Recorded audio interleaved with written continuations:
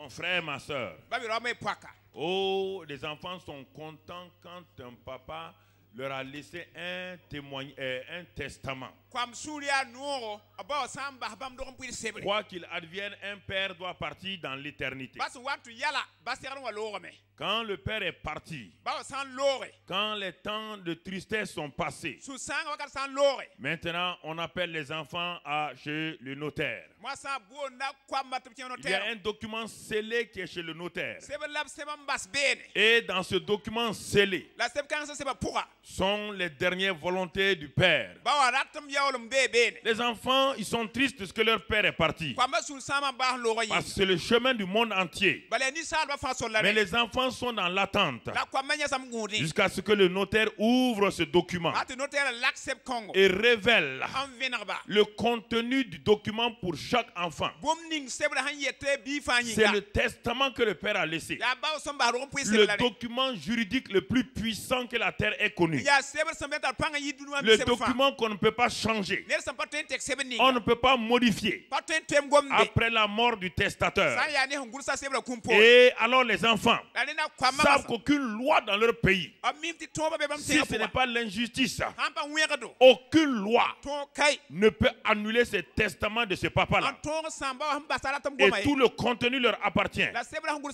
Alors pères et frères et sœurs, si un père terrestre avec ses limites peut établir un document qu'on appelle testament, et le Dieu Tout-Puissant, par la mort de son fils, nous a donné un testament, est-ce qu'un père, un enfant peut douter de ce que son père a écrit dans son testament? Est-ce qu'il a besoin de comprendre les termes de son père? Est-ce qu'il a besoin d'analyser si son père est menteur ou si son père ne ment pas? Est-ce qu'il a besoin de savoir que son père a 15 villas ou 30 voitures? Ce qui est important, c'est ce document écrit qu'il a dans sa main.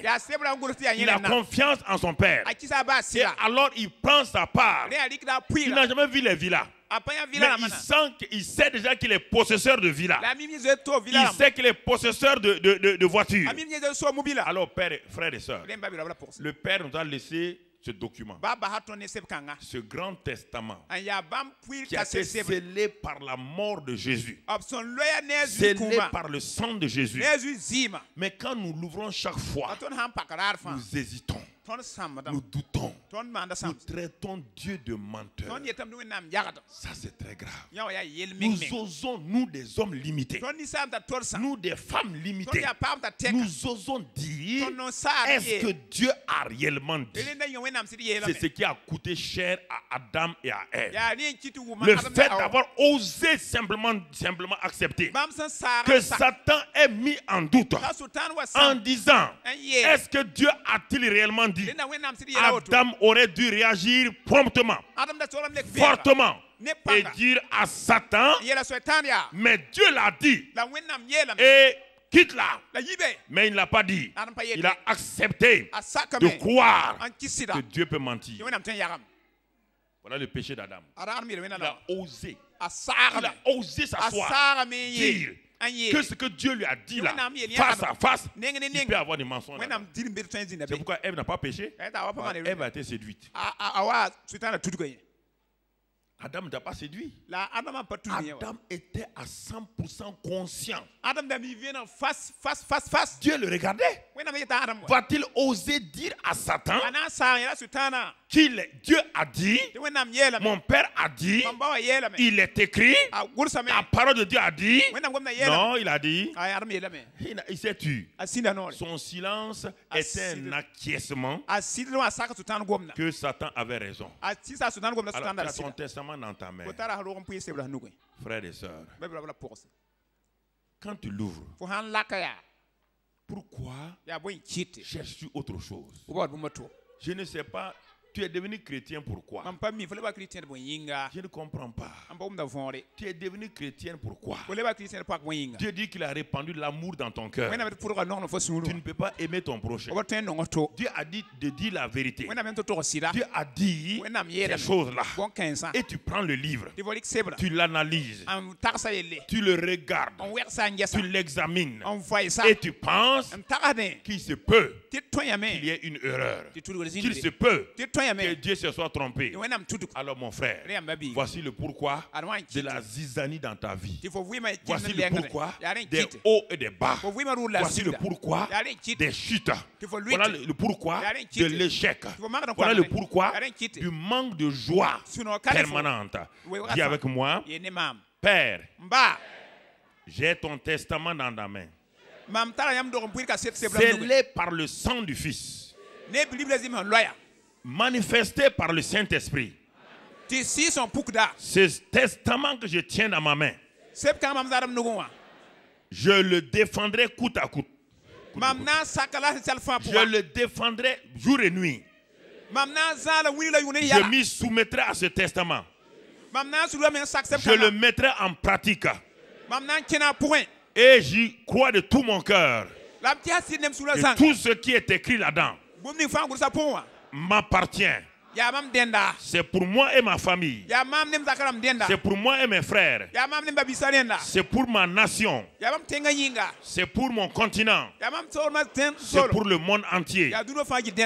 Car ce testament, il a été donné lorsque tu as aimé le monde entier et que tu as donné ton Fils unique, afin que quiconque du monde ose croire à cette parole passe de la mort à la vie et ait la vie éternelle.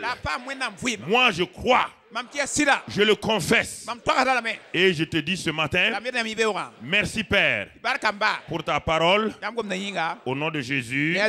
Amen. Frères et sœurs,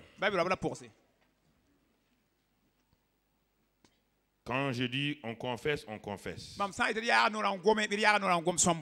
je dis on parle, on parle. Si tu t'assois, tu fermes la bouche. Ta raison d'être ici est nulle et non avérée. Nous ne sommes pas sur la même longueur d'onde. Bien-aimés frères et sœurs, ce qui trouble les gens, c'est qu'il y a une rébellion contre la parole de Dieu dans le cœur.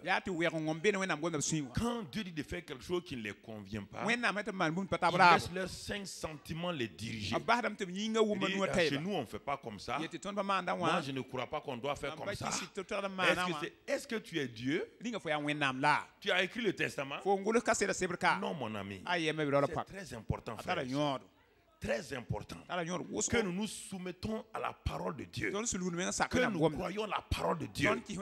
Alors bien aimés frères et sœurs, dans l'année de notre foi en action, nous sommes en train d'avoir des révélations sur beaucoup de choses. Nous avons vu à notre séminaire de janvier. Donc ce séminaire, et nous avons continué. Et aujourd'hui nous nous arrêtons pour voir.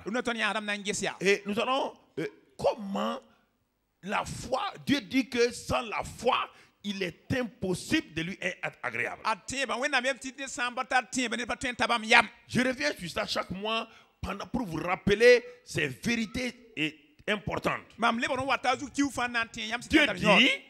dit que sans la foi, il est impossible de lui être agréable. Alors, si cette foi était cachée, comment Dieu peut me dire sans la foi? Donc, la foi n'est pas quelque chose de caché. C'est que Dieu doit la voir. Dieu doit voir la manifestation de la foi. Il dit que je crois dans mon cœur. Ce n'est pas suffisant. Il est dit, sans la foi, nul n'est agréable à Dieu. Ouvrons l'épître de Paul à Jacques. L'épître de Jacques, donc, épître de Jacques, chapitre 2. Toi, tu vas lire Jacques 2 ici, dans la parole vivante. Jacques 2 dans la parole vivante.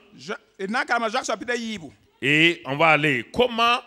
Alors, puisque Dieu veut voir ma foi, Dieu veut voir la foi par Donc, s'il doit avoir la foi doit être manifestée de façon visible pour que les hommes et Dieu voient la foi. On ne parle pas de la foi religieuse. On ne parle pas de la foi protestante, catholique, musulmane, non. Ça, c'est la croyance. Beaucoup de gens ont ça. Rien n'est transformé dans leur vie. Car leur langue dit des choses qui les condamnent. Leur langue dit des choses qui les ont condamnés déjà et ils sont assis. Ils sont déjà condamnés par leur propre langue. Par la Bible dit que ta langue, la langue du juge, est une source de vie.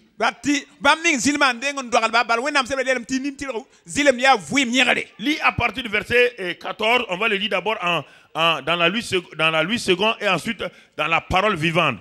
Dans le verset 14, dans le second, non, toi tu lis en français, pas courant, parole vivante. Jacques 2, verset, non, mes frères, je lis d'abord en français, de Louis II avant, tu vois. Mes frères, que sert-il à quelqu'un de dire qu'il a la foi? Traduis ça. Que sert-il à quelqu'un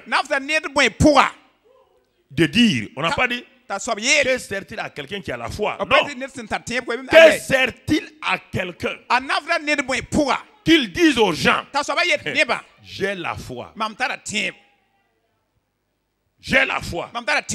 S'il n'a pas les, en parole vivante, qu'est-ce qui est écrit? Mes frères, à quoi servirait-il qu'un homme prétende? J'ai la foi. J'ai la foi. S'il ne peut présenter aucun acte qui le prouve. S'il ne peut présenter aucune preuve.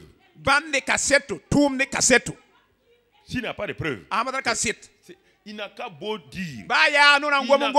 J'ai la foi comme toi. Ça ne marchera pas. C'est pourquoi Dieu a fait écrire le chapitre 11 des Hébreux. Il l'a écrit pour que personne ne dise que la foi c'est une chose bizarre.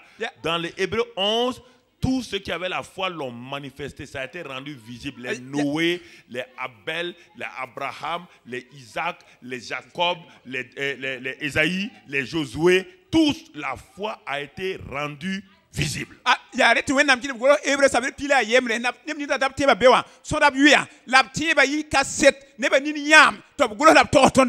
Lis maintenant en Louis II avant de venir encore à la parole vivante. Lis la suite de Louis II.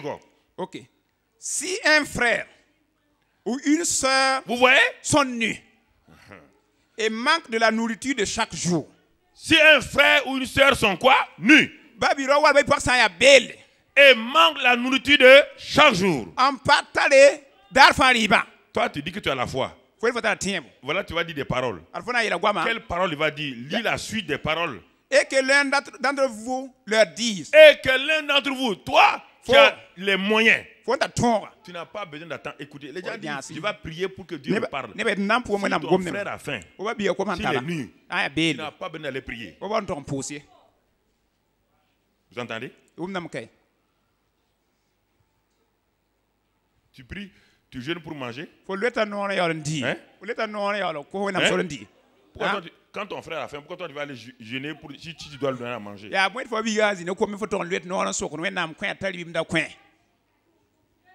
Toi, tu ne gênes pas pour savoir si tu dois manger aujourd'hui. Tu ne pries pas pour Dieu. Seigneur, voici le repas devant ma table. Ma femme a mis la table là. Seigneur, je veux savoir si c'est ta volonté de manger ou de ne pas manger. Tu fais comme ça? Ok. Le christianisme, c'est une relation. C'est une vie. Ce n'est pas une religion. Je suis fatigué de la religion chrétienne. Je suis fatigué du christianisme. C'est pourquoi Dieu m'a fait sauter de l'islam directement à Christ. Dieu savait que si je passais par le christianisme, je serais totalement bouleversé. Il m'a fait passer directement de Mohammed à Jésus-Christ. Tu entends? sans passer par la religion. J'allais m'embourber là-bas. Il a faim. Allez en paix. Chauffez-vous et rassasiez-vous. Frère, voici un frère qui vient chez toi. Il n'a pas à manger. Tu dis, gloire à Dieu. Va en paix. Va te chauffer. Que Dieu soit avec toi. Tu appelles ça la foi?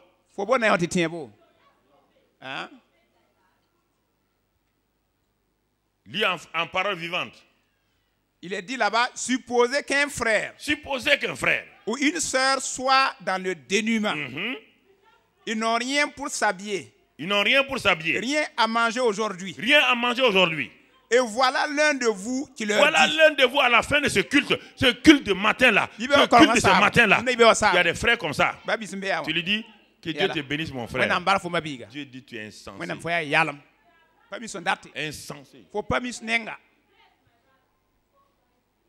Insensé. Ce que tu dis là n'a aucun sens.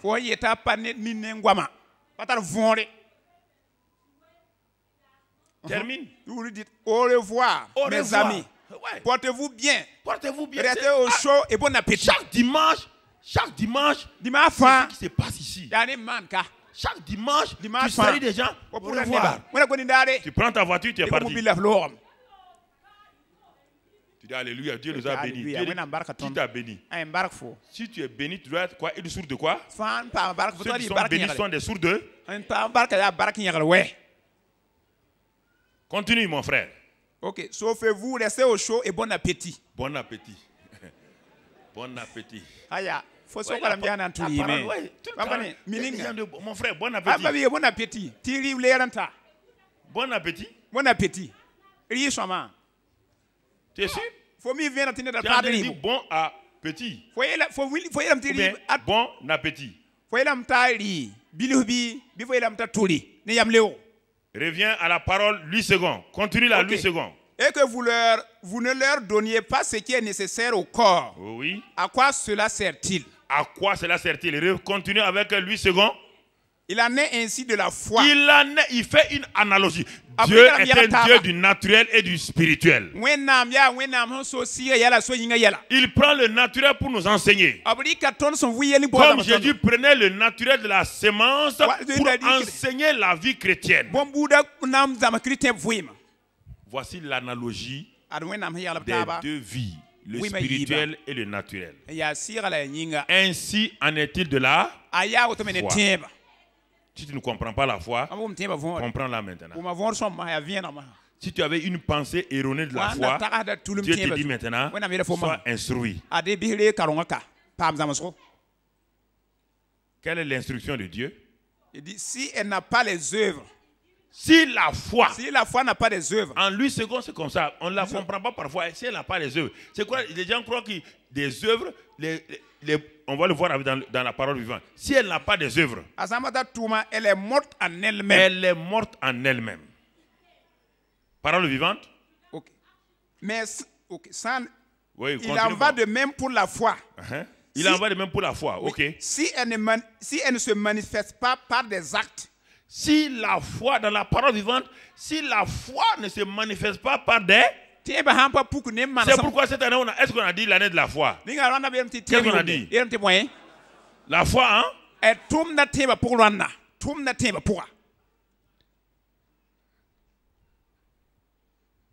Si la foi là ne produit pas des actes, ne se manifeste pas par des actes, n'est pas rendu visible par des actes, la parole vivante dit, elle est chose morte. Elle est chose morte. Continue encore la comparaison du second et de la parole vivante. Mais quelqu'un dira au 18. Quelqu'un dira, ouais, Dieu sait qu'il y a trop de contestataires dans l'église. Quand tu dis comme ça, quelqu'un a dit, il dit à son voisin, mais l'autre pasteur a dit comme ça. C'est ça, Dieu est intelligent. Il sait qu'il te conteste. Quelqu'un dira, toi tu as la foi. Oui, toi tu as la foi. Toi tu as la foi. Et moi, j'ai les œuvres. Moi j'ai les œuvres. Continue, tu veux avec lui, second. Montre-moi ta foi sans les œuvres. Et moi, Je te montrerai la foi par mes œuvres. Va la parole vivante. Quelqu'un a bien le droit de dire. Quelqu'un a bien le droit de dire. À celui qui affirmerait avoir la foi, oui, même si elle ne reste sans effet dans sa vie. Tu as la foi. Oui. Mais moi, je peux présenter des actes. Voilà. Je présente les actes. Toi, tu as la foi. On ne voit rien. Moi, j'ai les actes. Ces actes-là, c'est quoi? Montre-moi donc ta foi sans acte. Sans acte. Montre-moi et que Dieu nous défie ce matin. Vous entendez? C'est un défi. Que quelqu'un se lève ici et me montre sa foi. Sans acte. Comment vous allez faire? Levez-vous. Et montrez-moi votre foi là. Sans acte. Si vous pouvez, vous venez, je vous donne le micro. Venez me démontrer la foi sans acte. La foi sans acte, vous allez la voir. Qu'est-ce que c'est? La foi sans acte, vous allez la voir. Tout de suite, à la fin, là, on va vous dire qu'est-ce que c'est. Continue. Et je te prouverai. Par mes actes. Que moi aussi j'ai la foi. Que j'ai la foi. Les choses dans ma vie vont te prouver que j'ai la foi. J'étais comme ça. Je suis comme ça. Je n'avais pas ça. J'ai ça. C'est ça. Mais comment peux-tu t'arrêter? J'ai la foi. On dit de la prouver. Il n'y a aucune preuve. Est-ce que vous allez arrêter avec la religion?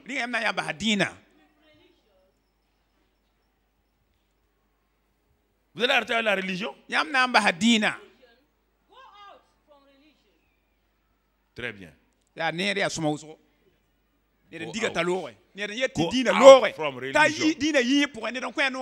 Sors de la religion. La mentalité religieuse. Sors de ça. Continuons. Comparons les deux versions encore. Tu crois qu'il y a un seul Dieu? Tu vois bien. On arrive maintenant. Il va arriver à te dire quelle sorte de foi tu as. Tu crois qu'il y a un seul Dieu. Tout le monde dit ça quand on voit en ville là. Et puis vous dites Amen aux gens. Il dit non, il y a un seul Dieu.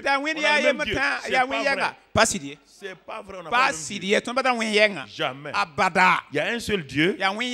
Mais moi, mon seul Dieu là est différent de ton seul Dieu.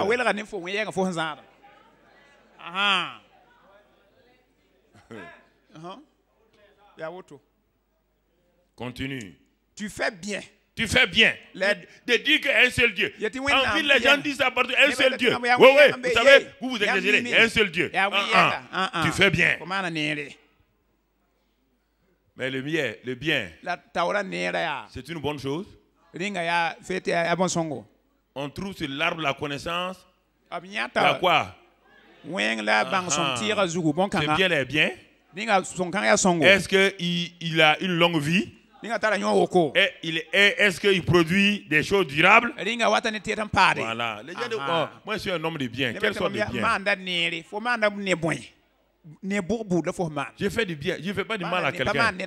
Ton bien est pire que le mal.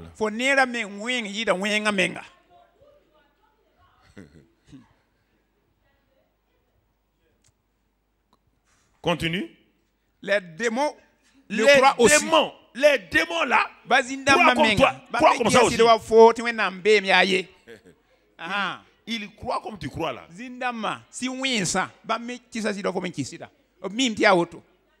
Si tu chantes, et si tu crois et moi je crois.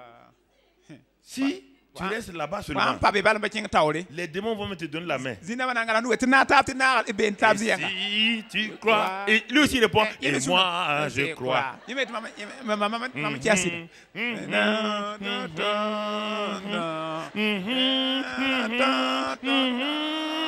Les démons disent, dansons, dansons, dansons.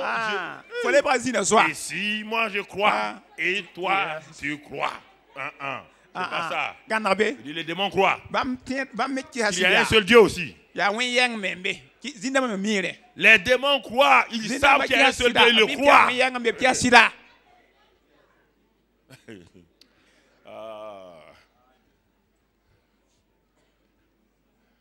Mais ils n'ont jamais agi selon la parole de Dieu.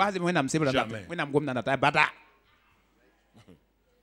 Chaque fois que toi tu dis que tu es chrétienne, tu es chrétien, tu vois la parole de Dieu, tu lèves la parole de Dieu, tu fais le contraire, tu es associé aux démons. Tu n'as qu'à venir t'asseoir dans l'église, tu n'as qu'à danser rumba chrétien.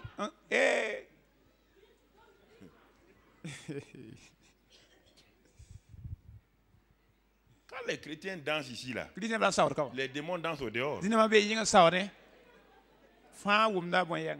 entends, ils dansent au dehors.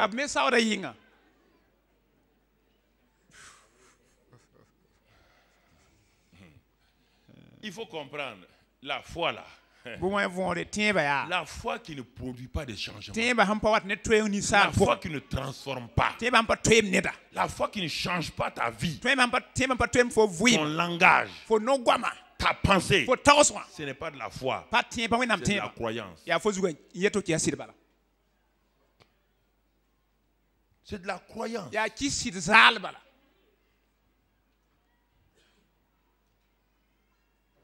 Termine le verset 20 et 21. Veux-tu savoir, ô homme vain, que la foi sans les œuvres est inutile? Verset 21. Abraham, notre père, ne fut-il pas justifié par les œuvres lorsqu'il offrit son fils Isaac sur l'autel? Abraham n'a pas dit seulement je crois, mais il a pris son fils pour l'amener où? Sur l'autel. Il l'a amené sur l'autel. Bien-aimés frères et sœurs, il a amené son fils sur l'autel.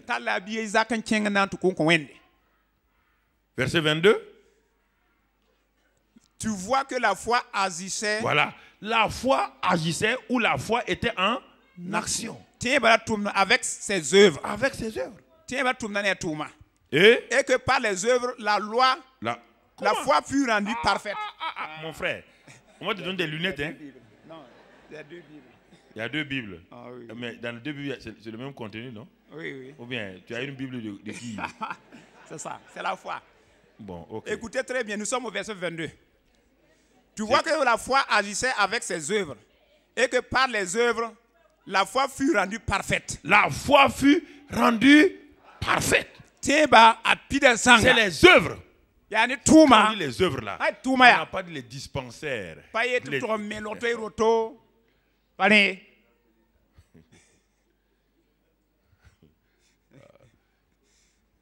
On n'a pas dit ce que les gens font tous les jours là. Plein de gens font ça, ils n'ont aucune foi.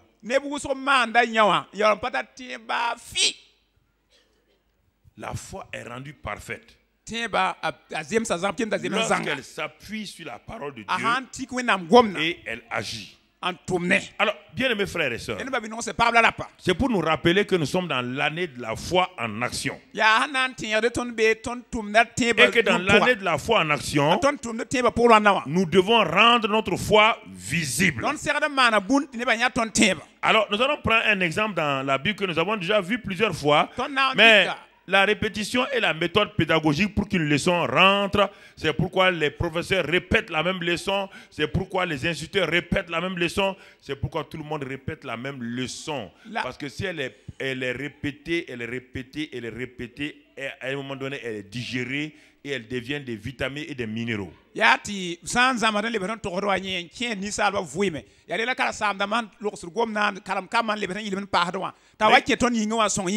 Regardons dans Marc 5. L'évangile de Marc chapitre 5 maintenant. Et nous allons partir de là pour avancer. Marc 5. Verset 25. Regardons versets 25 et 26. On nous décrit ici une situation. La Bible dit Or, il y avait une femme atteinte d'une perte de sang depuis 12 ans. Elle avait beaucoup souffert entre les mains de plusieurs médecins. Elle avait dépensé tout ce qu'elle possédait. Et elle n'avait éprouvé aucun mal, aucun soulagement. Mais était allée plutôt en empirant. Quelle situation. Elle peut être individuelle. Elle peut être nationale. Dieu vous décrit ici une situation. Cette situation peut être individuelle. Elle peut être familiale. Elle peut être nationale. Elle peut être mondiale. La souffrance peut être individuelle, familiale, peut être dans un pays, peut être au niveau mondial. Comme aujourd'hui, la souffrance est là. Des multitudes se suicident. Des gens meurent sans aucune espérance. Cette situation-là nous présente quelque chose, bien-aimés frères. Et votre situation ce matin, il dit, cette femme était atteinte d'une perte de sang depuis 12 ans. La Bible dit que la vie est dans le sang. Écoutez-moi, frères et sœurs. La vie étant dans le sang, si vous perdez le sang, vous perdez quoi? La vie.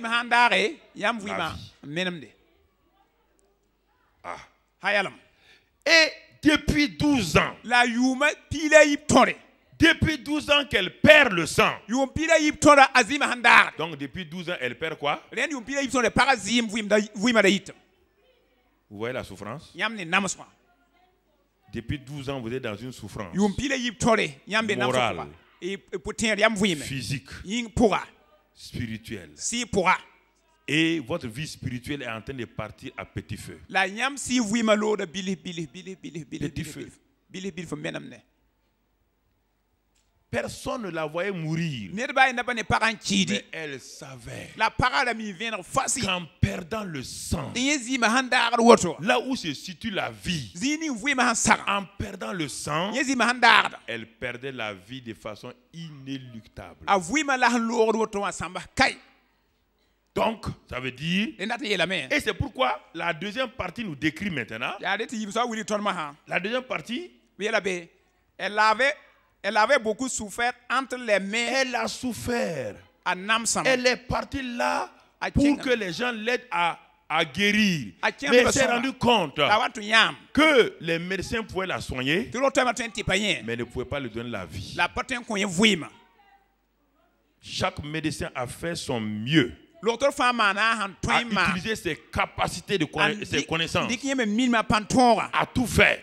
Mais cette femme-là s'est rendue compte qu'elle souffrait encore. Écoutez-moi, frères et sœurs. Quelle est votre situation aujourd'hui, ou bien familiale, ou bien nationale, ou mondiale? Les médecins sont au chevet, les médecins spirituels, les médecins moraux, les médecins, je ne sais pas, de tout genre, sont en train de soigner les familles, nos nations, les médecins économistes, les médecins banquiers. C'est une situation qu'on décrit ici. Mais on la maintenait en vie, mais on ne lui donnait pas la vie. Malgré la bonne volonté de ces médecins, elle souffrait. Les médecins n'ont pas pu enlever la souffrance. Ce matin, bien-aimés frères et sœurs, quelle souffrance traversez-vous réellement? Et quels sont les médecins que vous fréquentez? Quels sont les médecins qui sont limités, qui ont la bonne volonté, qui ont la capacité intellectuelle, mais qui ne peuvent pas donner que ce que Dieu seul peut donné.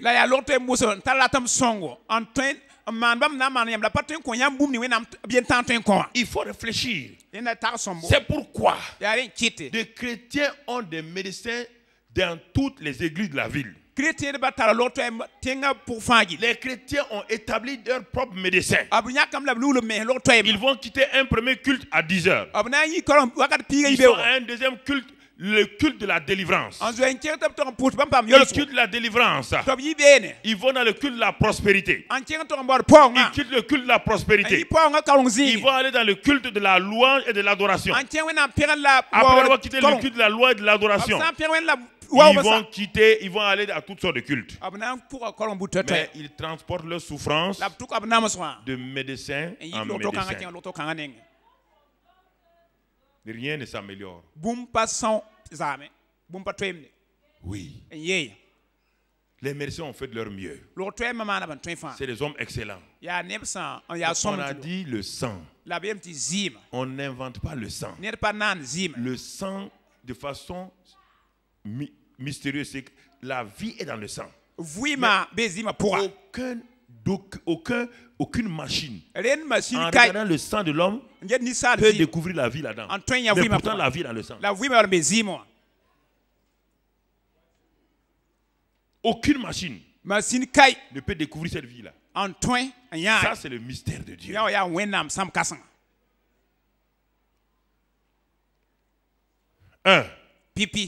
Sa souffrance ne s'est pas arrêtée au niveau physique. Cette femme était riche. C'est pourquoi elle a pu visiter plusieurs médecins. Est-ce que c'est gratuit, les médecins? Donc, elle avait beaucoup d'argent. Et qu'est-ce que la Bible dit maintenant? Elle a souffert entre les mains de plusieurs médecins. Elle avait dépensé tout ce qu'elle possédait. Elle avait dépensé tout ce qu'elle possédait. Donc, premier élément, la connaissance scientifique que le monde a aujourd'hui.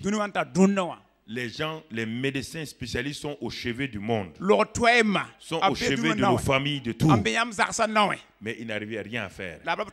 Et il est dit ici, elle a dépensé tout ce qu'elle avait.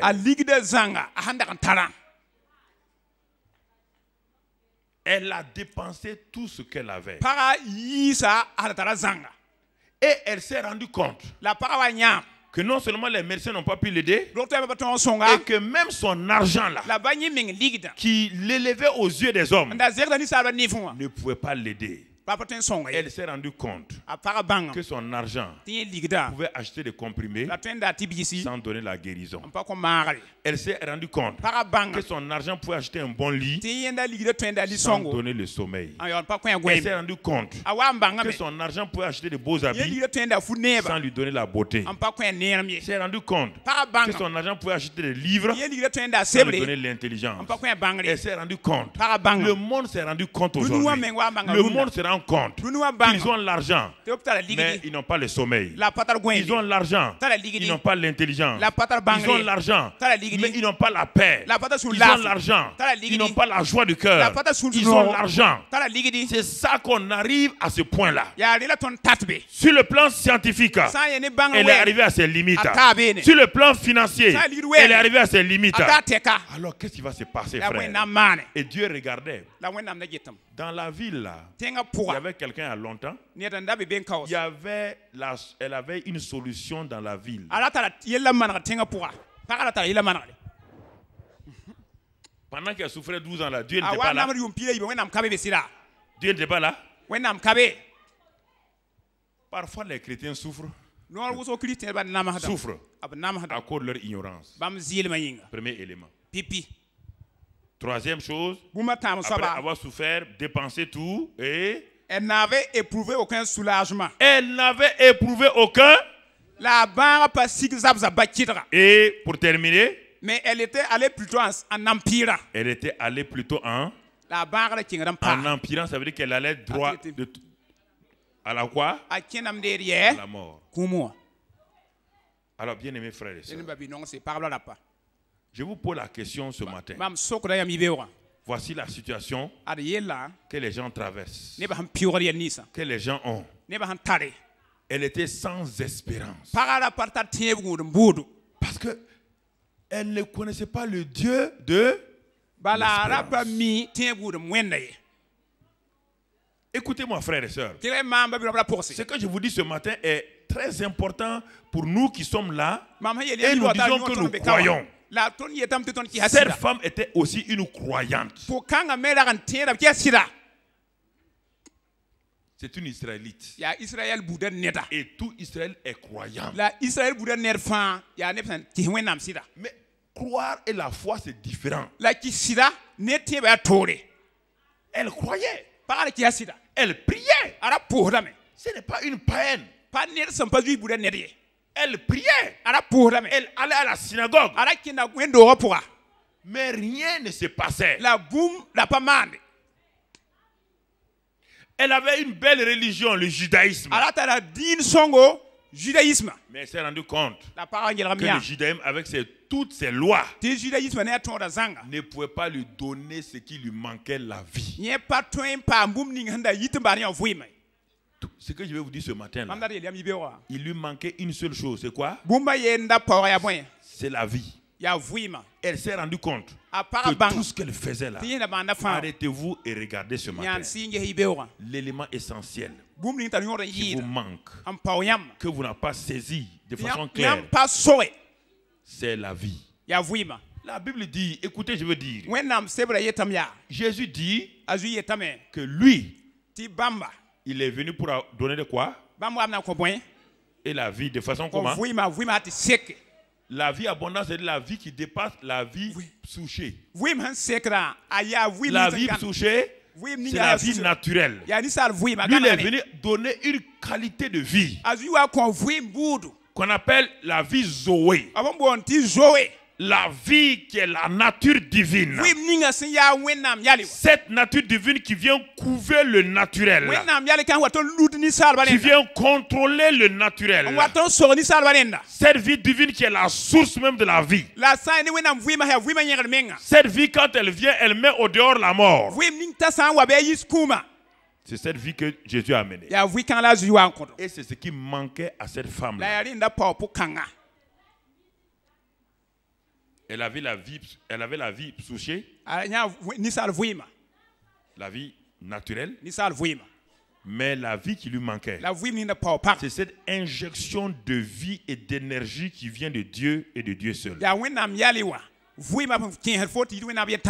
Et cette vie n'a pas besoin de réparer.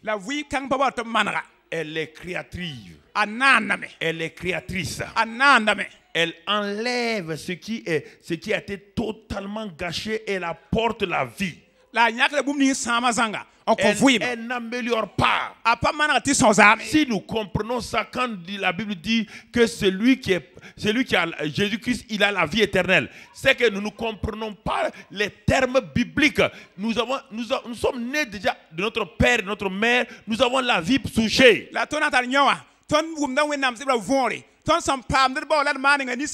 Mais cette vie-là, comme nous l'avons vu tout à l'heure, elle est limitée. Elle opère dans l'intellectuel. Cette vie opère dans les choses scientifiques. Elle opère dans les choses morales et religieuses. Mais elle est incapable d'apporter la vie, la satisfaction totale, l'espérance et tout ce dont nous avons besoin d'opérer sur cette terre. Bien-aimés frères et sœurs, et nous la cherchons avec des hommes. Nous cherchons cette vie-là avec des hommes. Et quand la femme était fatiguée, sans espérance, sans rien, la Bible dit ici, elle a entendu parler de Jésus. Écoutons, les termes bibliques. Écoutez ce matin-là. Ne me dites pas que vous avez entendu parler de Jésus. Ne me dites pas cette phrase laconique-là. J'ai entendu parler de Jésus. Ici, l'expression, elle a entendu parler de Jésus. Va au-delà de ce que les gens parlent de Jésus comme cela. Quelque chose de spécifique va se passer. Quand vous avez entendu parler de Jésus, ça veut dire que une révélation vous vient sur Jésus et votre situation dans laquelle vous êtes aujourd'hui, face à ce Jésus dont vous venez d'entendre parler là, cette situation ne peut pas rester la même. Ne peut pas rester la même. Jamais. Jamais.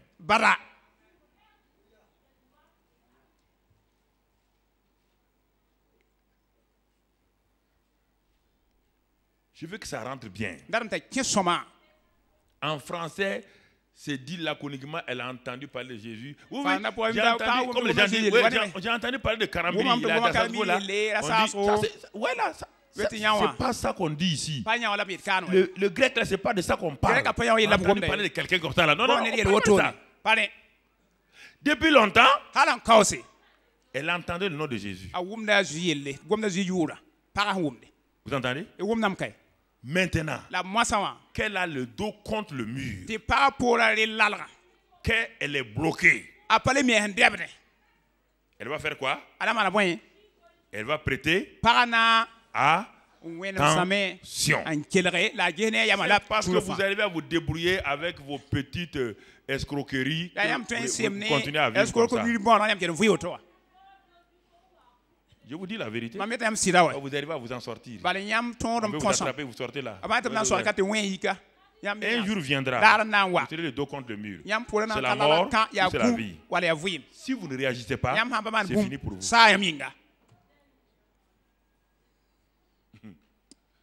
Vous voulez blaguer avec Jésus.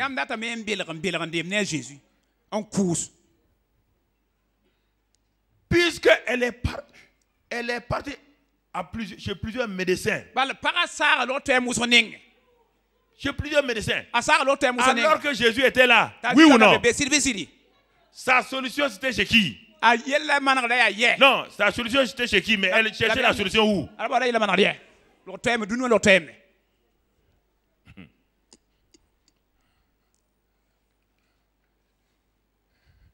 Il y a des gens qui doivent être à genoux totalement pour enfin dire, vous me dites c'est faux. Un homme qui adorait Dieu. Un homme que Dieu a présenté à Satan comme son ami. Il s'appelle Job. Vous entendez? C'était un homme qui craignait Dieu. Mais ce n'était pas réel. Mais pourtant, Dieu l'a présenté. Dieu est comme ça. Quand il vous présente là, faites attention.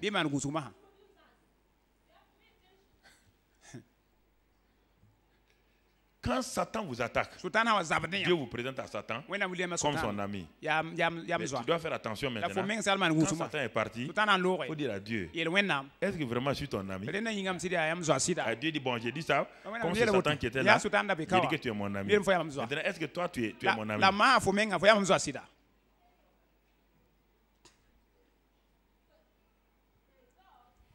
Tu es mon ami? Dieu nous défend contre Satan.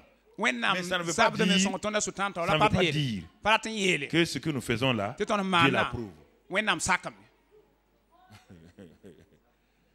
Ok. Ah oui, mais Dieu m'a... Il y a eu un accident de car là, tout le monde a eu les bras carrés sauf moi. Ça veut dire quoi? La conclusion que tu tires là, c'est quoi? C'est ça. Quelle est la conclusion que tu tires? Ok. Job. Dieu a dit à Satan. Il dit, tu as vu mon serviteur Job là?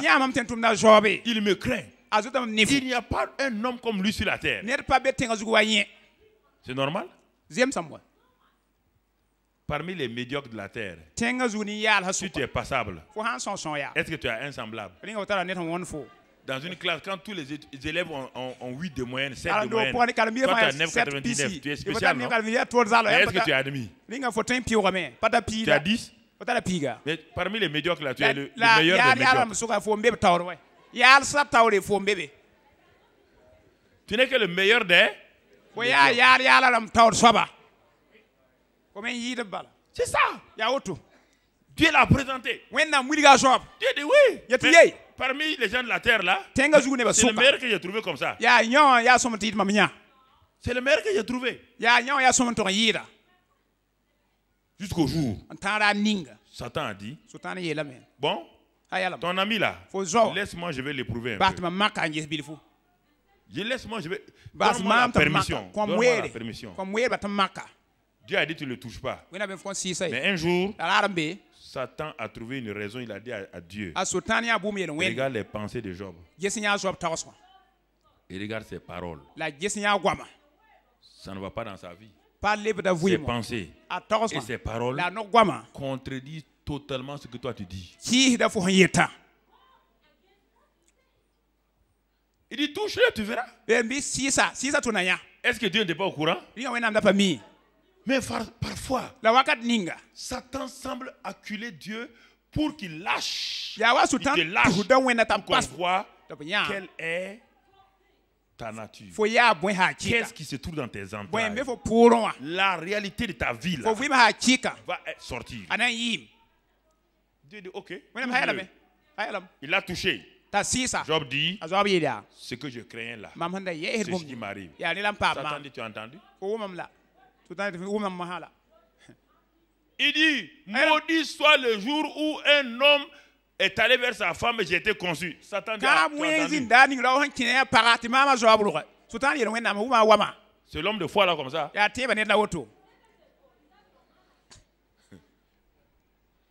Vous entendez?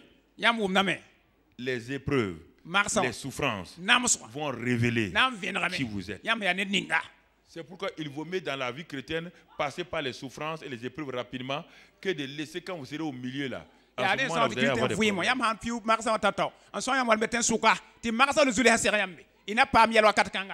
Si dès les premières années vous passez par les souffrances là, vous devenez une marmite solide.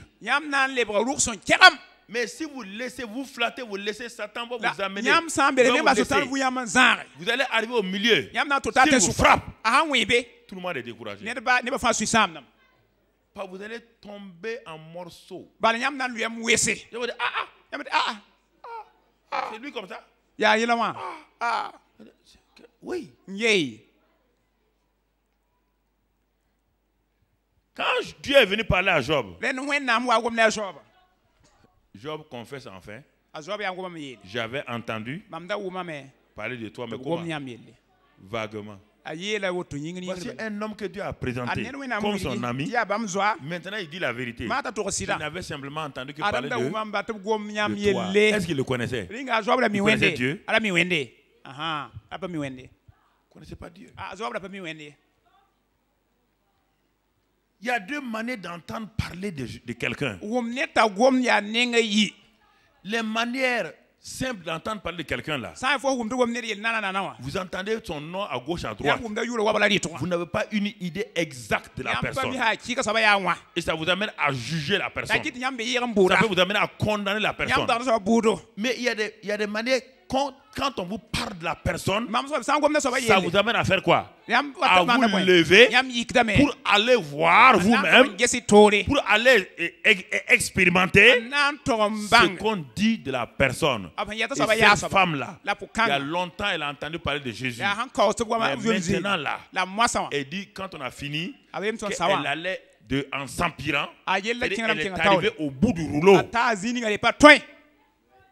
Vous savez, ce texte-là est un texte qui n'est pas chronologique. Le texte de Marc 5 là, ce n'est pas chronologique. Dieu nous révèle des vérités qui ne se suivent pas comme ça.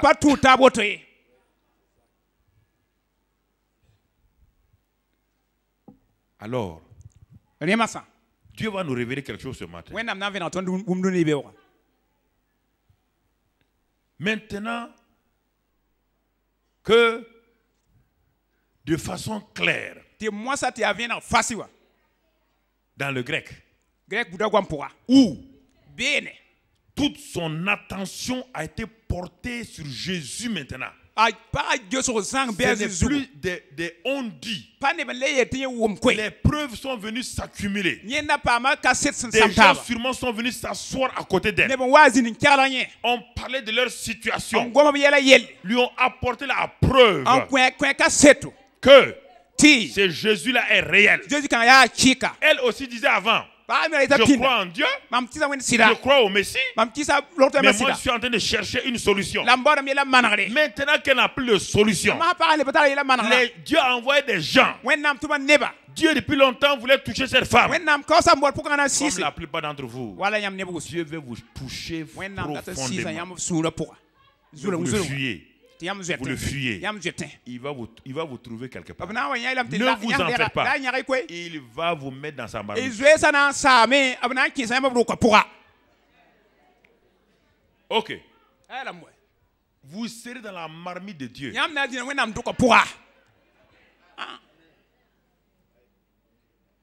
Et bien, moi, il faut que pim. Tu vas cuire quand la femme est en train de faire cuire de l'igname. De temps en temps, elle soulève, elle pique pour voir. L'igname n'est pas encore cuit.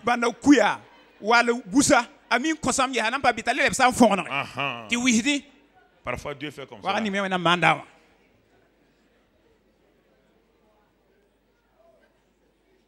Tu entends? Non pas parce qu'il veut faire comme ça. Parce qu'il voulait t'éviter ces situations, tu n'as pas voulu. Il va t'amener dans la marmite. Ok. Vous mettez mûrir sur l'arbre. Mûrir sur l'arbre, c'est mieux, non? Que de bouillir dans une marmite. Tu es là. Mais c'est ça. Tu es une branche. Tu es sur l'arbre. Dieu veut passer sa vie en toi tous les jours. Dieu veut passer sa vie en toi tous les jours. Tu refuses ça. Tu refuses ça. Dieu ne devient plus un arbre. Il devient un cuisinier. Et à ce moment-là, tu deviens pomme de terre. Tu mets dans la marmite. Tu mets dans la marmite. Sinon, Dieu veut qu'on soit. Un arbre, une branche là. Elle est liée à l'arbre. C'est pour faire quoi? Pour porter des fruits. Naturellement. Cette communion-là, c'est naturellement. Naturellement. La branche reste sur l'arbre. Et le manguier passe sa vie. Et la branche porte les fruits. Et tout le monde est content.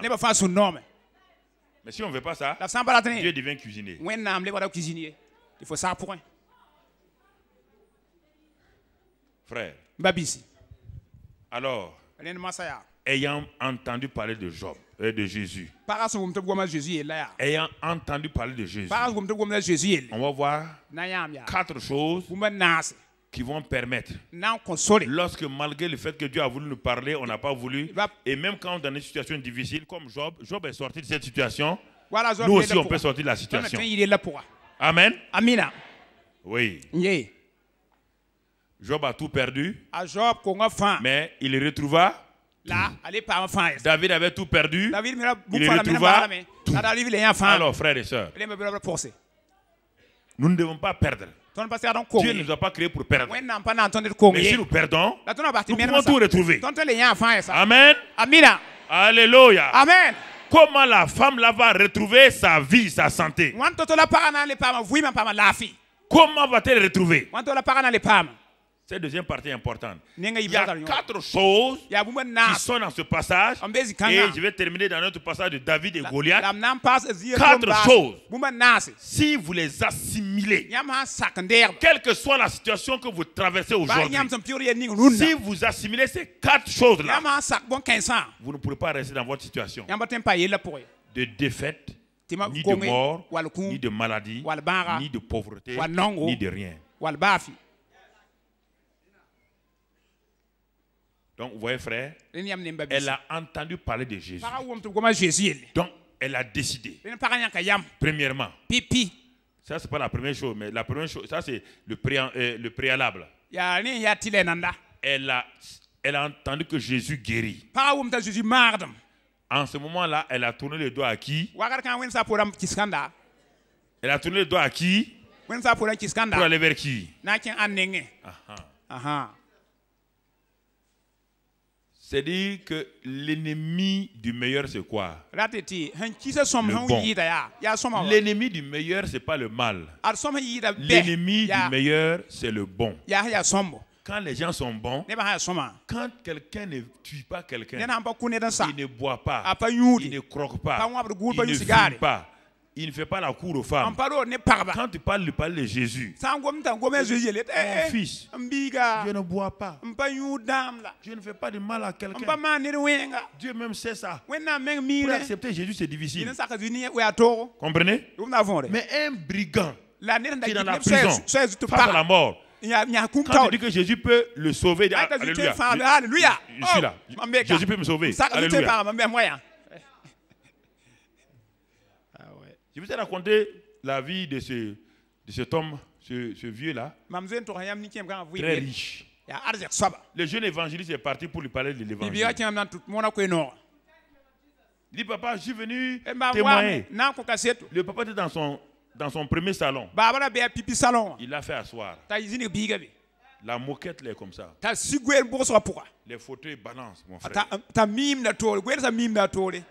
Le jeune s'est assis. Il dit, papa, je suis venu te parler de Jésus.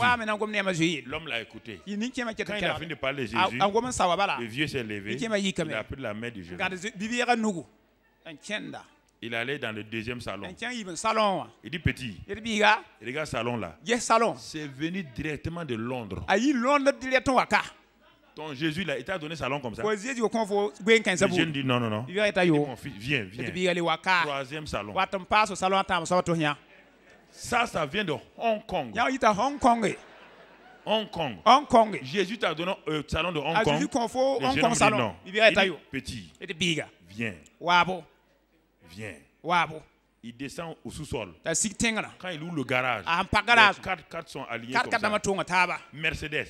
Il dit, tu as quelle voiture? Le petit dit, j'ai pas de voiture. Petit, va parler de Jésus au dehors. Ceux qui n'ont pas d'argent, qui n'ont rien là, va parler de Jésus. Le petit a dit oui. Merci papa. Il est parti. Le vieux dit, mais voilà. Où est les gens comme ça? Des escrocs comme ça. Ils ont échoué à l'école. Ils ne travaillent pas à l'école. Ils disent Jésus, Jésus. Tous les jours, c'est Jésus. Quel Jésus ça? Nous tous, on connaît Jésus.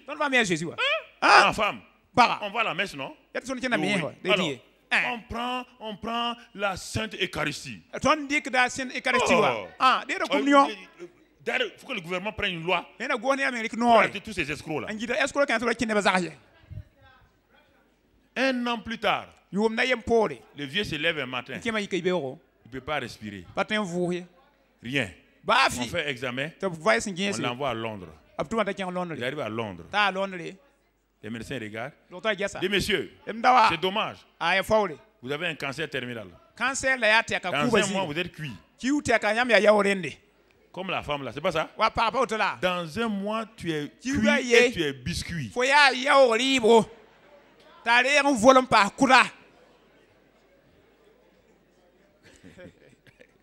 Tu es cuit et biscuit. On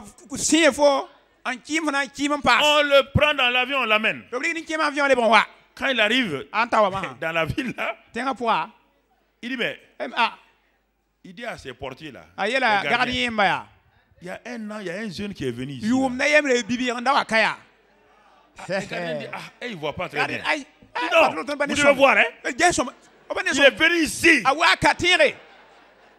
L'enfant que j'ai pris dans ma main pour lui parler là. Ils ont dit l'enfant que tu as dit que est-ce que Jésus a donné une voiture là? Il prie là-bas là, il prie là. Faut l'amener. Faut l'amener.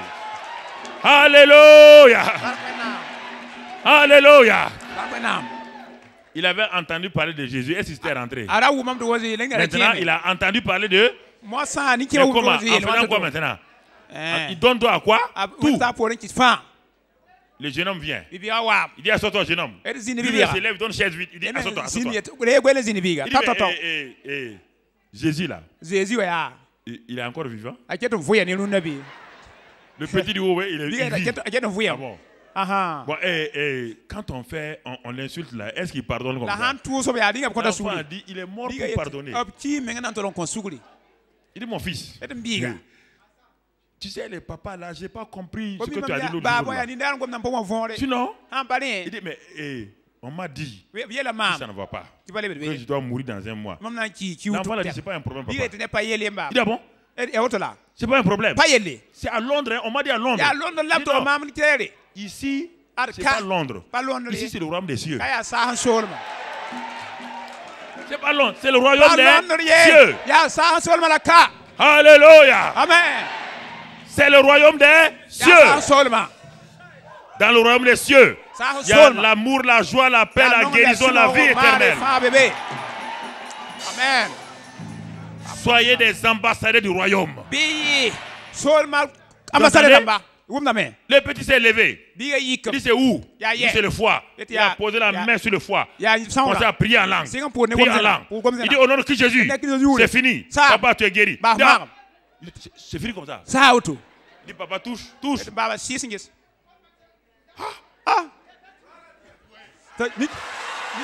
Alléluia.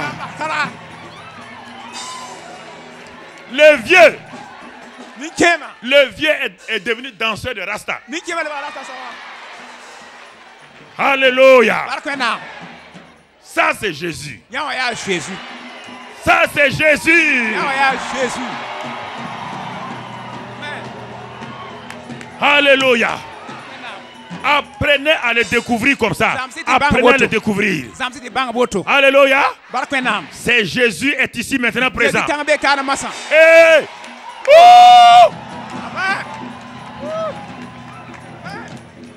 Amen. Elle a renouvelé ses pensées. Elle a changé ses pensées. Elle a transformé ses pensées. Elle a commencé à marcher maintenant vers qui? Vers Jésus. Vers Jésus. 4 choses qu'elle va faire. 4 choses. Simplement. La première chose se trouve devant nous.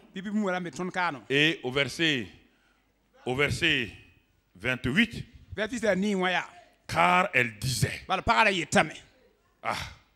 Maintenant, quand vos pensées sont alignées sur la parole de Dieu, quand vos pensées s'adaptent à la parole de Dieu, quand vos pensées sont totalement alignées sur la parole de Dieu,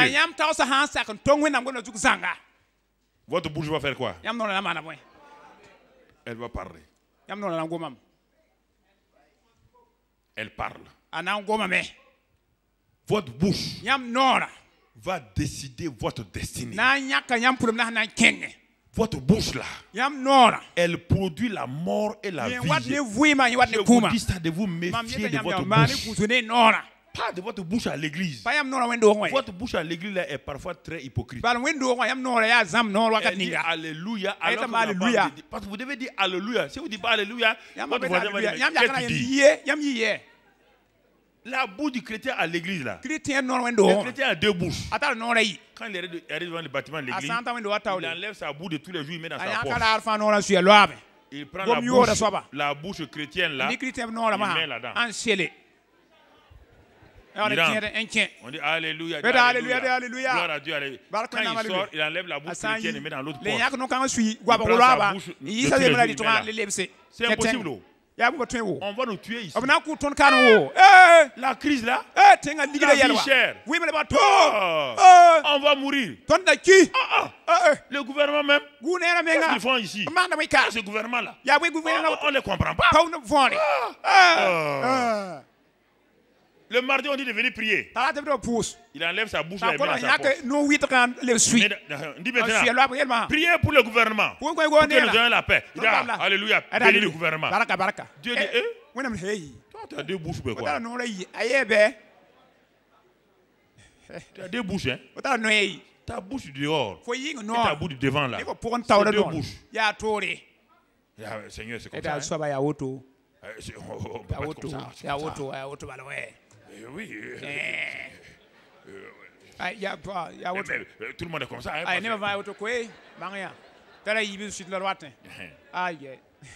Elle disait. Elle a mis des paroles positives dans sa bouche. Elle a arrêté de dire qu'elle va mourir. Elle a arrêté de dire aux gens qui viennent la saluer. Comment ça va? On lui dit ça ira. Elle a dit, je suis guéri. Les gens disent, ah bon? Elle est devenue folle. Elle dit qu'elle est guérie. Quand on est parti la voir, là, elle ne peut même pas se lever. Elle dit qu'elle est guérie. Elle est devenue folle. Votre bouche doit dire ce que Dieu a dit. Votre bouche ne dit pas ce que vous ressentez.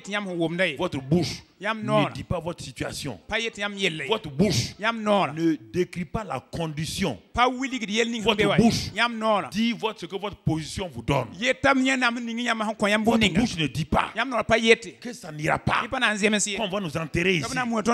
Ta bouche ne dit pas ça. Si tu dis qu'on va t'enterrer, on va t'enterrer. Ta bouche va creuser ta tombe.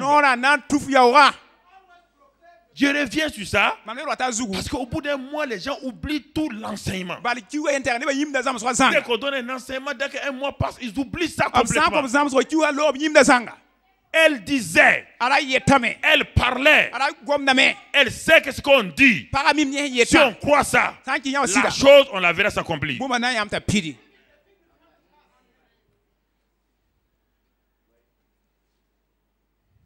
On dit, la semaine dernière, quand j'étais à Paris, je prêchais. À peu près ça, pas le même texte. Dieu a dit que les choses folles. Il dit les folles pour confondre les sages. Il dit les villes pour confondre ceux qui sont dignes. Je prêchais. Je ne savais pas que c'est la femme d'un grand pasteur. Elle a dit une bêtise là. Alors, comme vous savez, vous me connaissez, j'ai dit, mais tu es folle alors. Toute la salle a éclaté de rire. Après, on me dit que c'est la femme d'un des plus grands pasteurs de France. J'ai dit, mais si c'est la femme d'un grand pasteur, elle ne sait pas changer sa bouche. Voilà maintenant le problème qu'elle a eu. Devant tout le monde a vu ce qu'elle dit. Parce qu'ils sont habitués à dire Alléluia, Amen à n'importe quoi. J'ai dit une chose qui n'est pas bonne. Il dit, mais donc tu es folle. C'est ça le problème. Faites attention à votre bouche. Faites attention à votre bouche. Faites attention. Votre bouche crée votre destinée. Ce que vous dites là, c'est ça qui va s'accomplir. Vous ne pouvez pas faire autrement. Je répète, je vous dis ça la même chose. Ne croyez pas ce que vous dites en ville là. Votre prière ici n'annulera pas ce que vous avez dit en ville. Si vous avez scellé votre vie en ville, venir crier ici, prier, chanter, ça ne changera rien. Vous devez être constant avec votre bouche.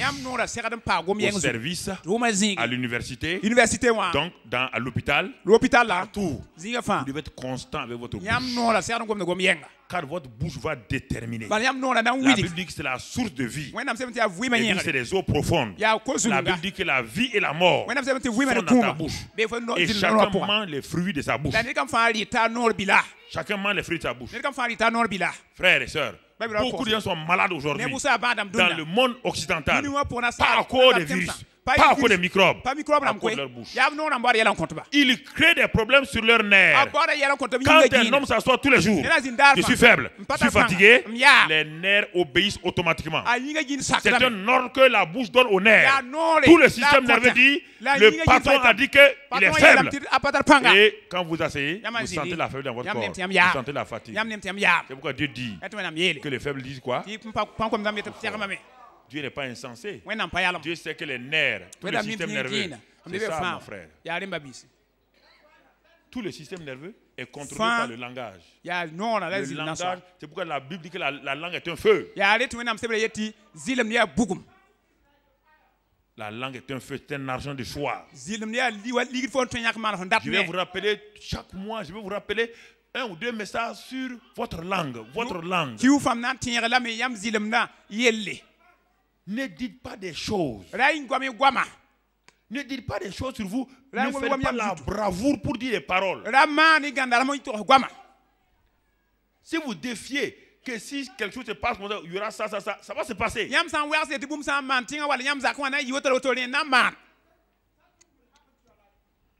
C'est ça. Beaucoup de jeunes filles disent vieille fille. Vous avez déjà vu dans la Bible le mot vieille fille? Il y a jeune fille et femme. Vous croyez qu'une jeune fille de 35 ans? Mais pourquoi en Chine on dit même les politiciens qui ont 60 ans on dit que la jeune génération est venue au pouvoir? Hein? Même à 60 ans, on dit la jeune génération est arrivée au pouvoir. Et vous êtes une jeune fille de 32, 35 ans, vous condamnez votre propre vie en disant et votre maman vient vous amplifier en disant ma fille, tu es vieille maintenant. Elle est vieille en quoi? Elle est vieille en quoi? Elle était déjà une femme? Elle n'est pas vieille. Une voiture qui n'a jamais été créée, en quoi elle est vieille? La jeune fille n'est jamais devenue femme, en quoi elle est vieille? La vieillesse, quand tu as fait quelque chose dans une situation. Si tu as utilisé une voiture, 15 ans, c'est une vieille voiture. Mais une voiture qui n'a jamais été utilisée, elle est vieille. Même si elle est garée 10 ans, elle est vieille. Pourquoi dans le naturel vous utilisez des paroles et dans le spirituel vous condamnez?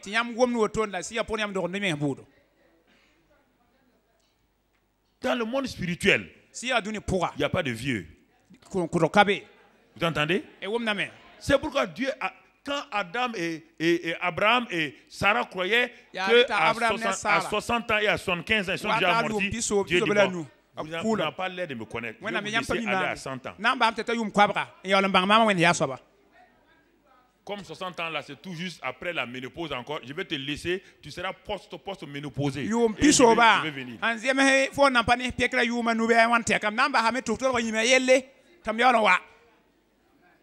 Quand Sarah est arrivée à l'état d'un enfant, une femme de 90 ans, tous ses organes sont les organes de qui?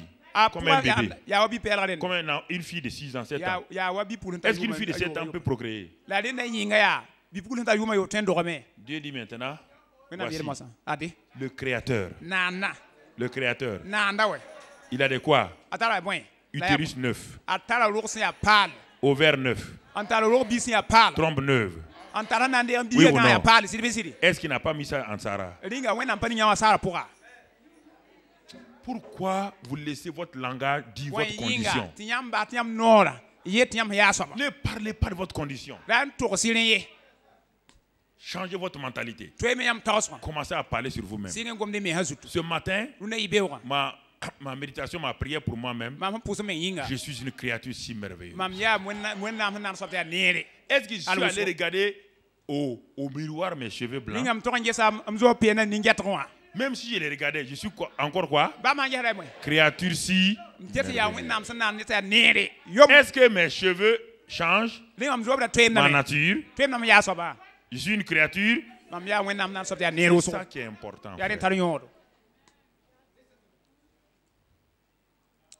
Ah oui. Oh Dieu. Les gars, j'ai vieilli.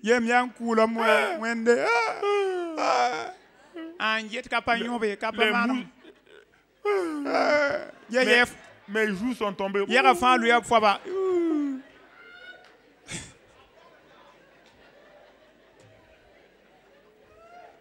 Relève tes joues.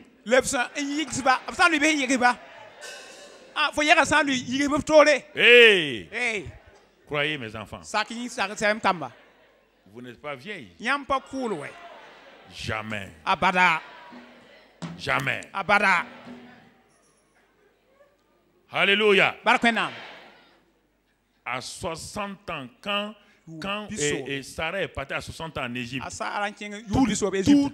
tous les ministres égyptiens couraient derrière qui? Ils ont laissé toutes les jeunes filles d'Égypte. Ils couraient derrière quelle femme? Une femme de quel âge?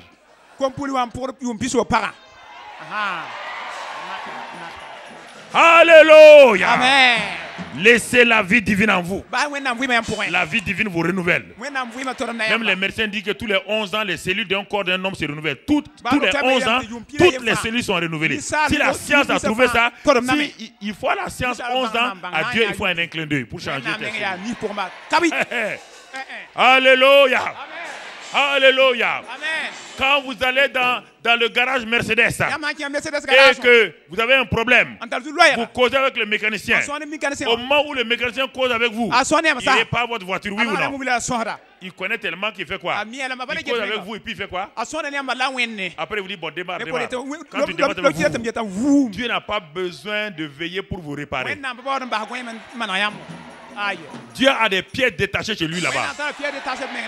Au nom de Christ Jésus, ayez des utérus neufs, ayez des ovaires neufs, et des trompes neuves. Au nom de Christ Jésus, vous n'avez pas besoin, d'éclaircissant pour éclaircir votre peau.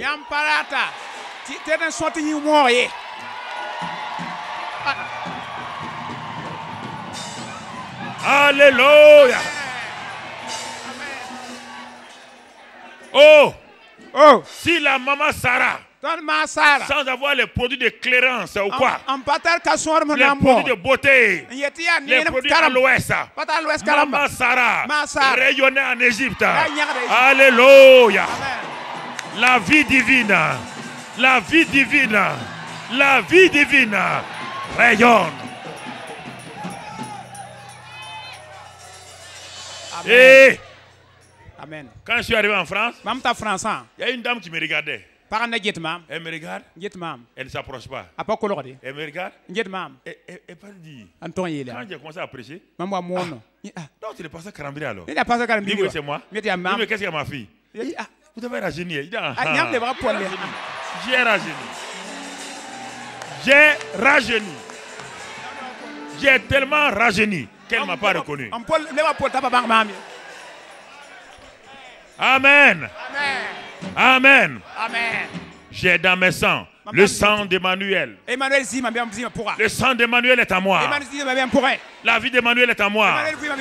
Les nerfs d'Emmanuel sont à moi. Je suis le temple de Dieu. Et alléluia. Alléluia. Là, tout le palais présidentiel est nettoyé chaque jour. Oui ou non? Le palais présidentiel est tout est nettoyé. Et le temple de Dieu alors. Alléluia. Parlez la parole. Parlez la parole. Quand tu vas boire le sang de Christ Jésus ce matin, le sang de Christ, s'il rentre dans ton sang, est-ce que le diabète peut rester? Est-ce que l'hypertension peut rester? Si tu bois le sang de Christ ce matin, quand tu auras la coupe là, le problème c'est que les gens ne croient pas. Non, le pasteur exagère. Ça c'est sirop.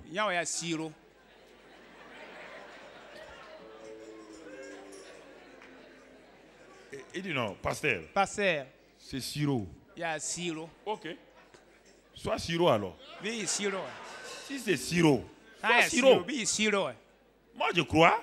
La Bible dit c'est le sang. C'est le sang qui me libère. C'est le sang. C'est le sang. C'est le sang. C'est le sang qui me libère. La femme a... Amen. Amen. La femme, elle a commencé à parler. Elle a commencé à parler. Elle disait à elle-même. Personne ne l'écoute. En ce temps, la foule est là. La foule dit, il y a une folle parmi nous. Elle est en train de parler. Elle dit, je me parle à moi-même. Anne a fait comme cela. Chaque année, Anne voulait un enfant. Mais elle se laisse tromper par son mari. Le jour où Anne a décidé, elle est partie pour parler à Dieu. Mais quand le sacrificateur regardait Anne, elle dit, ma fille, tu parles comme quelqu'un qui est enivré. Tes paroles ne sont pas vraies. Tu es sourd. La femme dit, je ne suis pas sourd. Je suis en train de dire les paroles de ma destinée. Je suis en train d'appeler mon Samuel. Je suis en train d'appeler mon enfant. La Bible dit que quand elle est sortie, son visage ne fait plus le... Vos paroles changent votre visage. Elle parle. Elle parle. Elle parle. Parlez à vos situations. Parlez à vos circonstances. Matin, midi, soir. Parlez jusqu'à ce que vos paroles influencent votre situation.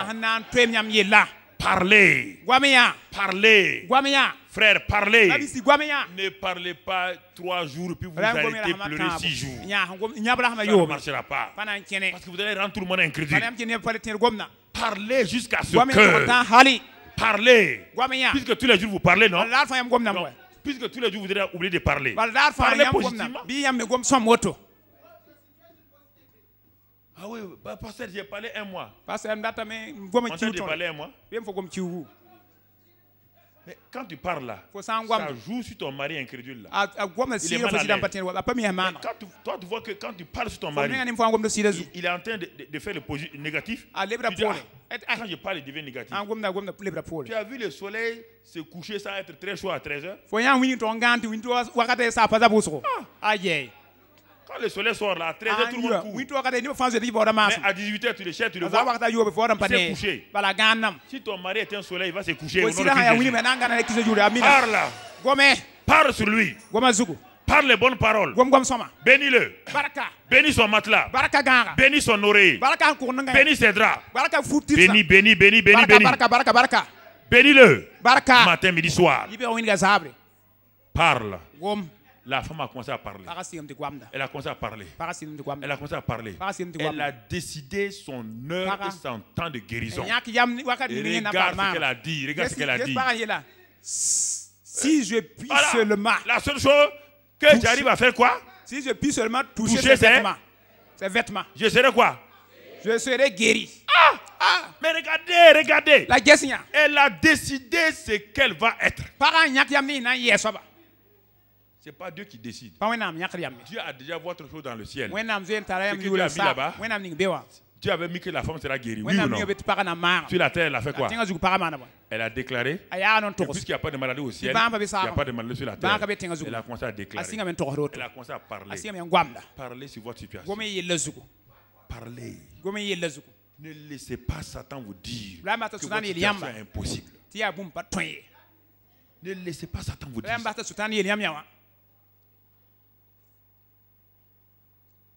Si j'arrive à toucher son vêtement, si j'arrive à toucher, c'est clair. Cet acte-là apporte la guérison. Simplement. Décidez vous-même votre sort. Le Saint-Esprit est en vous. Remplissez votre bouche de la parole. Vous êtes le temple de Dieu. Frère, n'attendez pas Dieu. La femme n'a plus attendu. Tellement elle sait que Jésus est la source de guérison.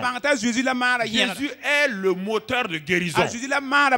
Qu'est-ce qu'elle a dit? La guérison se trouve en Jésus. Si je touche Jésus, je prends quoi? Je prends ma guérison. Mais qu'est-ce qu'elle devait faire? Elle devait bousculer les traditions.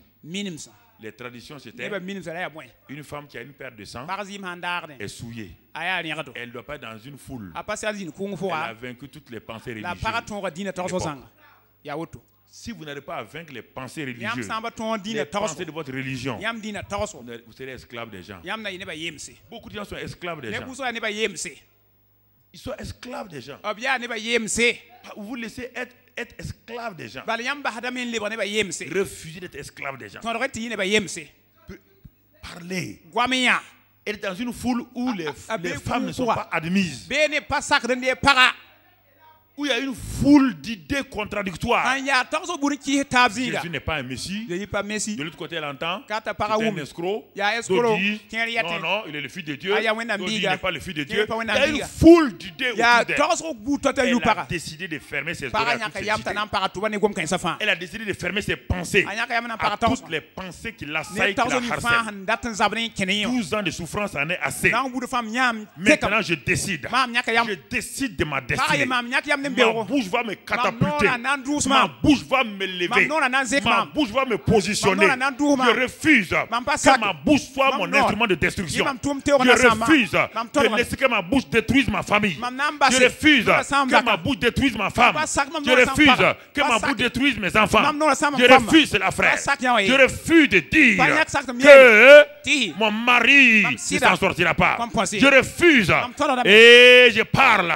Elle a refusé toutes les pensées, les foules et les idées contradictoires. Car là où il y a une foule de 1000 personnes, il y a 1000 idées.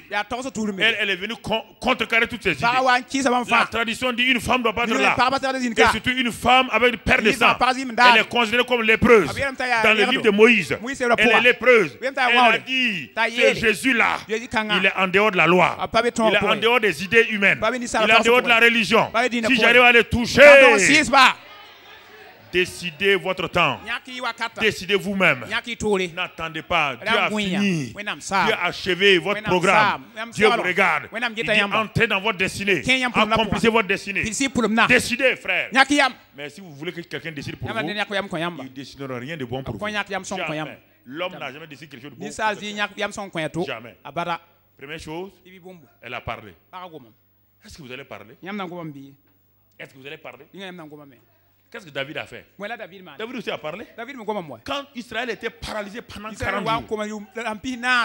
Quand Israël était paralysé 40 jours. Chacun disait des paroles négatives. Vous voyez ce géant-là? Vous voyez Goliath? Il est venu.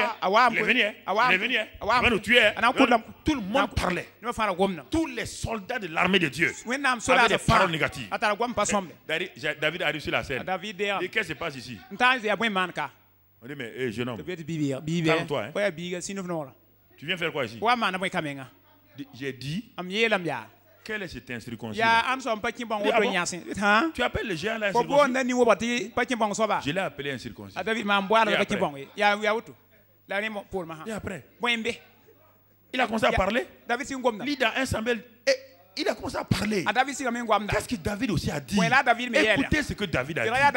David est dans 1 Samuel. 1 Samuel frère. 1 Samuel 17, 45. 1 Samuel 17, 45. À 47. Regardez les 5 paroles que David a prononcées. 5 paroles. Mais David était devant Goliath qui est une réalité. La femme était devant sa situation qui est une réalité. Il y a la mort devant la femme. Mais elle n'a pas regardé la mort. Elle a regardé à Jésus. David avait un Goliath, un géant. David a refusé de regarder le géant. Il a regardé Dieu. Pour faire ça, il a commencé à parler. Qu'est-ce que David a dit?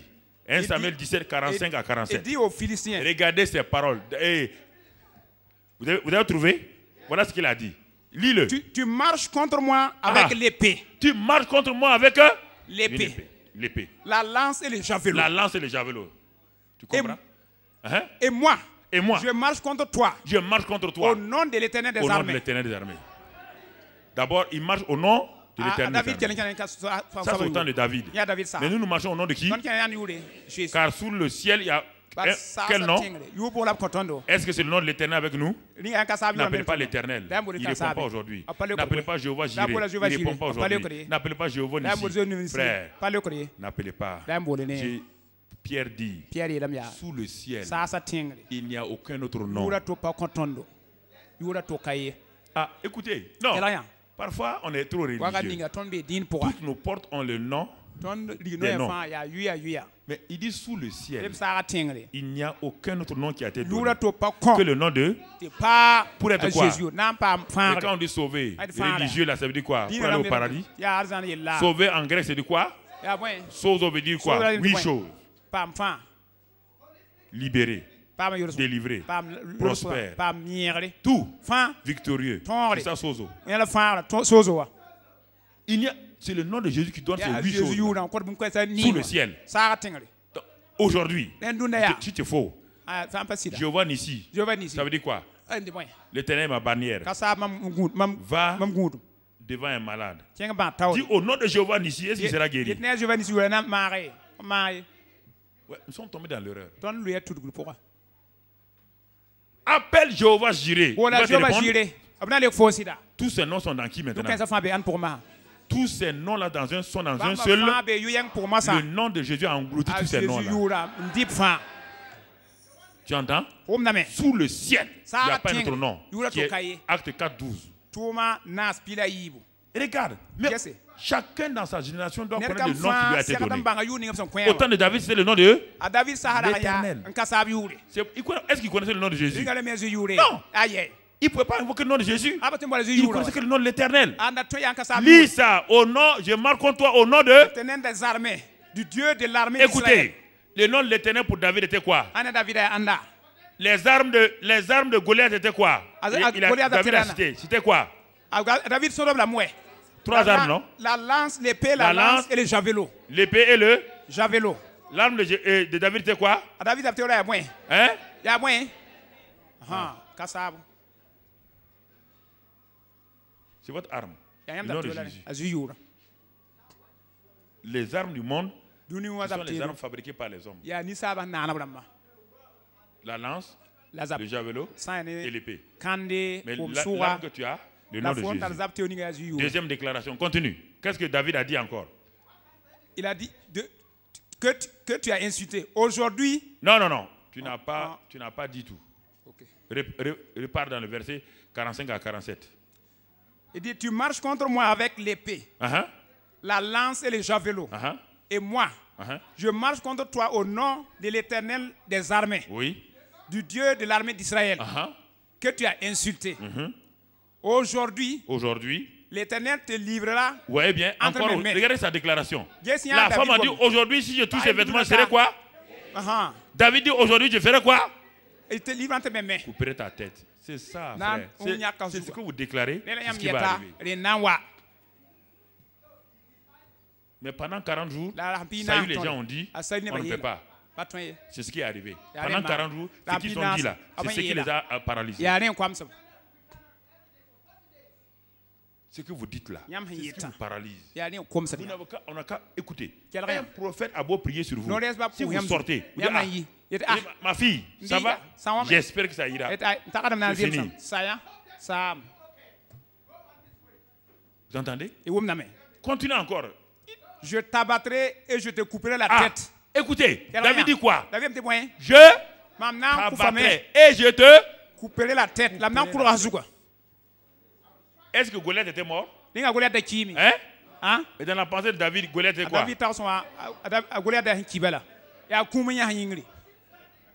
Dans la pensée de David, Goliath était cadavre. Il était cadavre. Si votre problème n'est pas cadavre, vous avez des problèmes. Si votre situation n'est pas déjà découpée, coupez la tête, vous ne pouvez pas opérer. Dans la pensée de David, Goliath n'était plus une réalité. Goliath n'était pas un géant. C'est quand l'action va arriver, regardez la femme. Elle dit toucher le vêtement. Et regardez l'action de David. Un simple caillou avec un lance-pierre. Ce sont les choses simples. Ce n'est pas des grandes choses. Termine. Termine la phrase. Aujourd'hui, je donnerai les cadavres du camp des Philistins aux oiseaux. Oui, mais il amplifie maintenant. Aujourd'hui, je donnerai les cadavres de qui? Du camp des Philistins.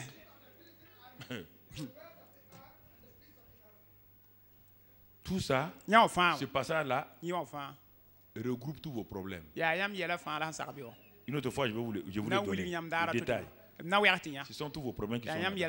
Quand il a commencé par le chef d'abord, c'était Goliath. Quand le démon principal est gagné, les autres démons sont quoi?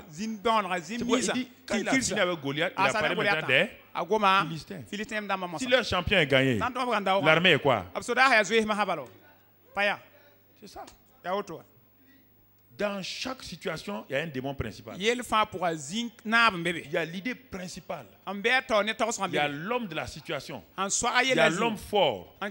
Dans chaque rébellion, l'homme fort, on le cache toujours. Si vous attrapez les autres là, on ne gagne pas. On cherche l'homme fort. Le cerveau là, si on le gagne, si vous ne gagnez pas le cerveau, c'est un problème.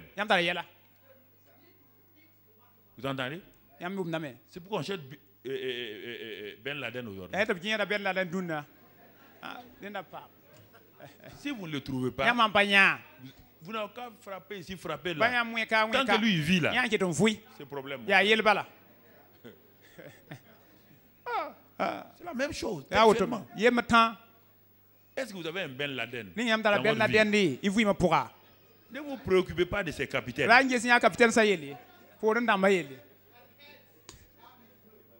Il faut arriver à l'attraper.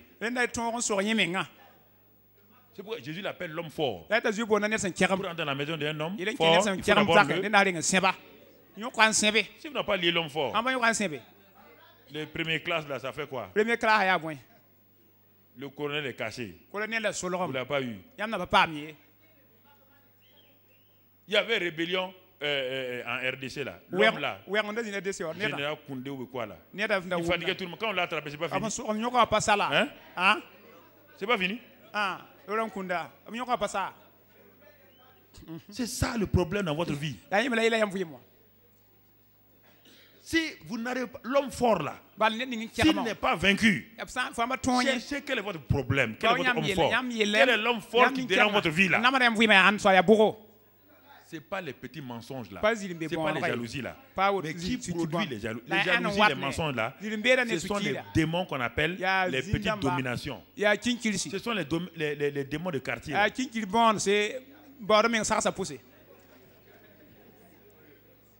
Démons de quartier là.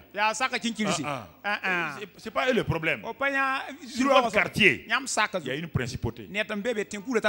Si lui descend, tous les autres démons s'en vont.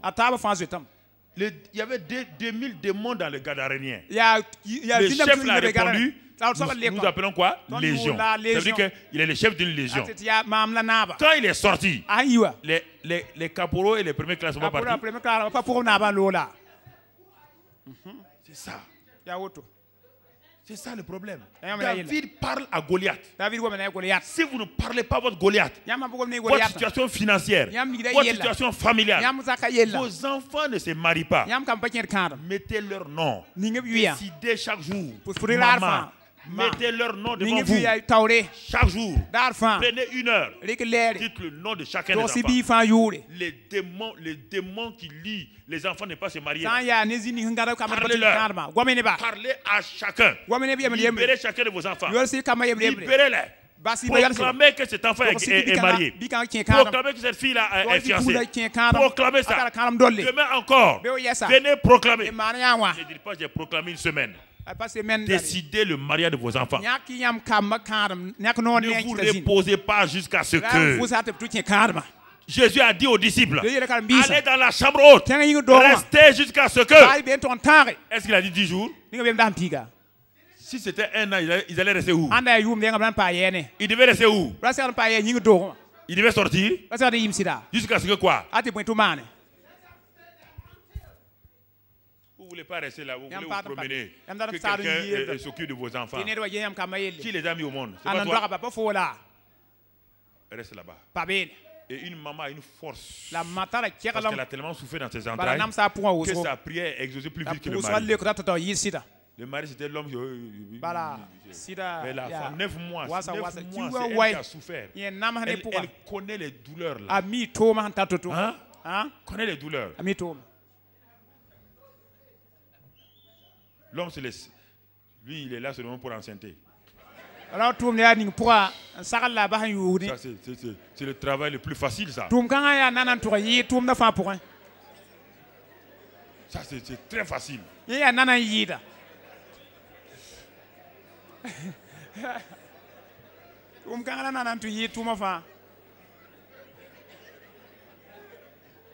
C'est facile. Ok. Très bien. C'est pourquoi la prière d'une maman a une puissance. La maman de John Wesley, elle avait 12 enfants. Son mari était pasteur. Mais chaque jour, la maman de John Wesley, de 13h à 14h, quand elle a fini de préparer, elle met la liste de ses 12 enfants là. Elle prend la liste là. Elle est à genoux. Elle est à genoux. Elle crie. Est-ce que tu as déjà vu le mari de Anne prier Dieu? Hein? Quand il va là, à Silo, là, il fait quoi? Il mange, il boit. C'est pas ça? Il mange et il boit. Qui est parti prier? Heureusement, les femmes sauvent les foyers. Les femmes sont extraordinaires. Acclamez les femmes.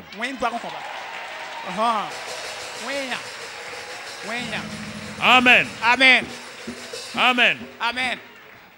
Oui, frère. Quand Anne a crié, Dieu lui a donné une double portion. Dieu lui a donné un enfant. Mais un quoi? Un prophète. Changez la destinée de vos enfants. Restez couchés. Couchez-vous sur les noms là. Dormez avec les noms sur votre oreiller. Mettez-vous avec les noms. Mettez dans un plastique pour que ça ne se froisse pas. Mettez, criez à eux. Décidez que vos enfants vont se marier. Décidez. Dites à Satan, les démons là. C'est quel démon même? C'est quel démon? Hein? Je ne sais pas.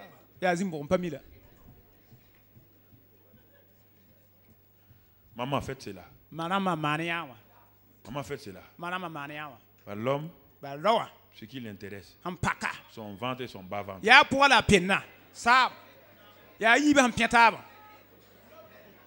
Quand il a mangé, il cherche maintenant à manger. Il ne faut pas les écouter, les hommes. Faut pas les écouter. Ils ne feront rien. Ce sont des gros bouffeurs et ronfleurs. Occupez-vous de vos enfants. Prenez-les. Mettez-les sur l'autel. Criez. Quand vous avez fini de crier pour les enfants, dites à Dieu maintenant. Envoie le feu sur l'homme là. Envoie le feu pour qu'il se réveille un peu. Envoie le feu. Envoie le feu là. Amen. C'est ça. Parler. Agir. Qu'est-ce que la femme a fait? Elle agit comment? Des choses simples. Paroles simples. Actes simples. Elle a décidé elle-même. Bon, je continue plus. Prochainement. Je vais arrêter. Voilà, merci. Il y a un homme qui a demandé pardon pour tous les hommes. Donc, il est exaucé. Ok. Donc, parole simple. Acte simple. Qu'est-ce que David a fait? Son acte. C'est un lance-pierre simple. Un caillou simple. Oui, frère. Quand il a fait ça, troisième chose, si vous voulez réussir, parlez. Quand vous avez fini de parler, agissez.